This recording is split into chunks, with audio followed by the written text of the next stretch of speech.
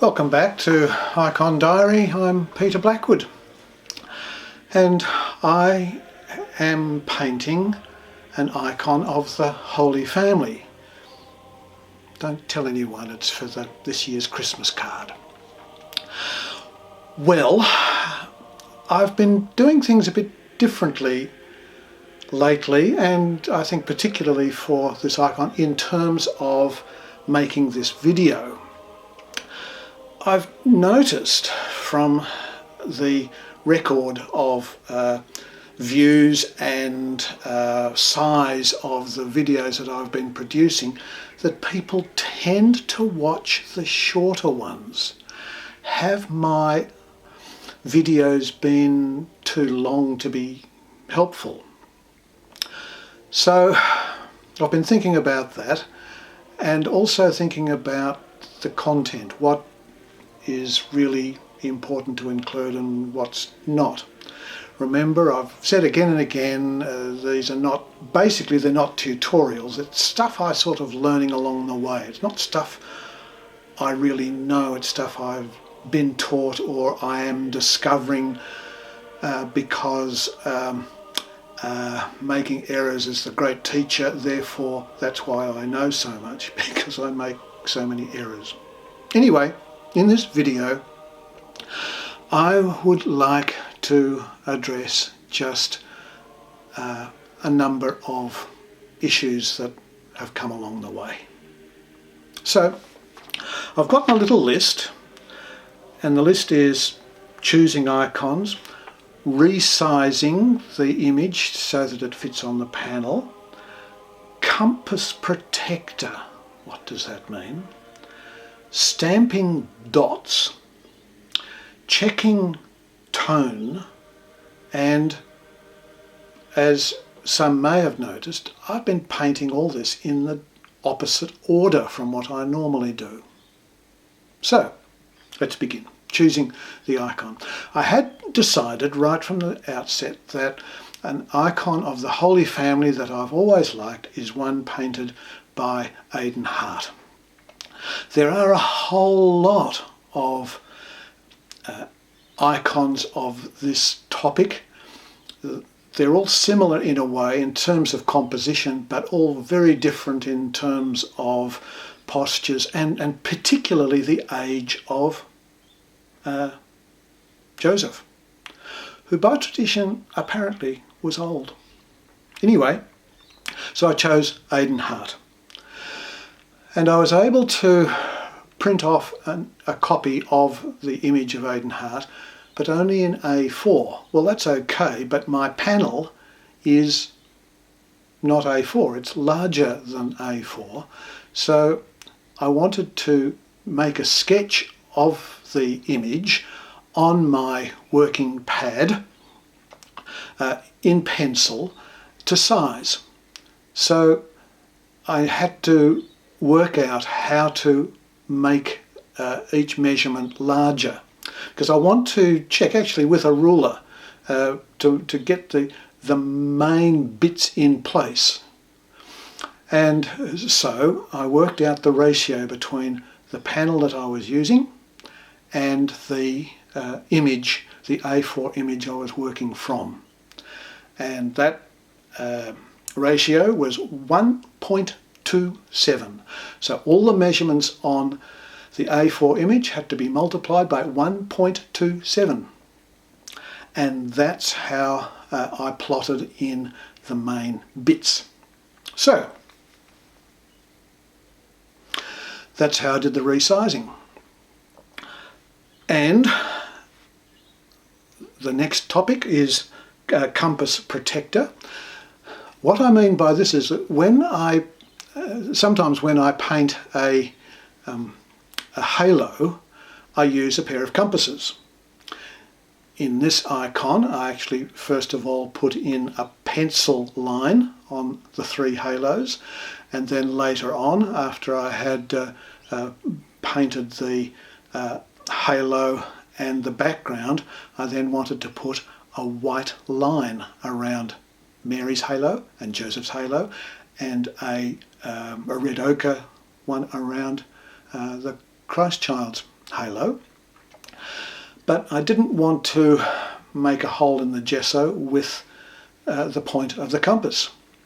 And I have in the past used my ruler, which has a hole part way through, clamp it in place, etc., etc. But another way that I've thought of recently is to use one of those little plastic protectors. You can get them as a sort of a pack, which you can put on the back of a painting to protect the wall from your painting. And it's quite small, and to make a little hole partway through with that and put it onto the icon with a bit of blue tack and put it in the place that you want, then you're going to protect the icon. Now, one of the things about blue tack is that it is tacky, and the best way to get blue tack off is to use blue tack to pick it off itself. So that was a happy discovery, and a little less bulky than clamping my plastic ruler onto the icon.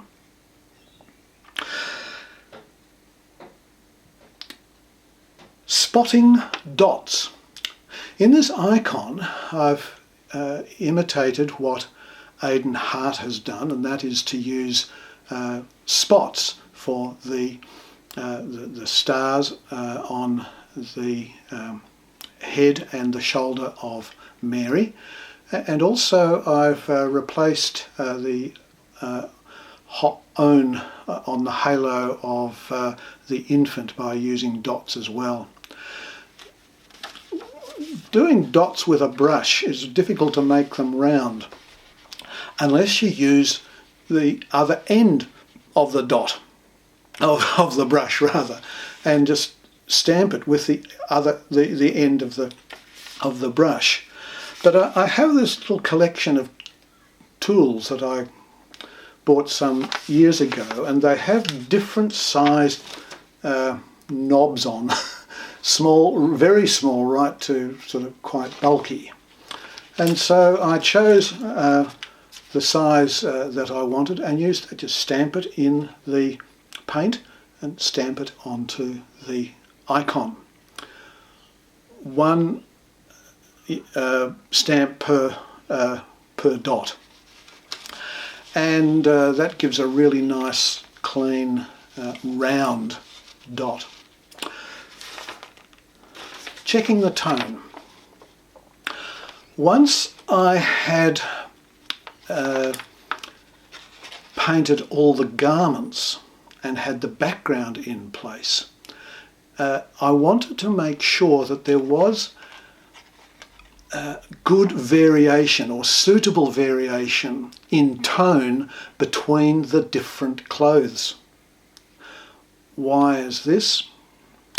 Well, artistically, aesthetically, visually, it looks better if there is some distinction. And it's easy to fall into the trap. You know, you might have a red and a blue that look okay, but then actually tonally they're the same. And it's not as interesting as if their tones are different. How to check that? Well, take a photo and make it black and white or grayscale. And in grayscale, then you can see exactly how the tones work. And I was relieved to find when I'd had two kinds of red and this green and the blue, that there was difference between. You could see the difference between the garments in grayscale. So the tonal values must be okay. Happy with that. Over many years, I have tended to paint the face of an icon, do all the flesh tones first. Add the clothes, background, halo, inscription last. In this one, I've kind of done it the other way around. I've certainly put in the image, first of all, very clearly, but then I've gone to background and halo, then the garments, and last of all, the flesh tones and the highlights of the flesh tones. And I kind of like the difference. It's actually how I was originally taught way back 15, 16 years ago. Do the face last. Why? I don't know. But another beloved and blessedly remembered friend and iconographer, Rita, always started with the face.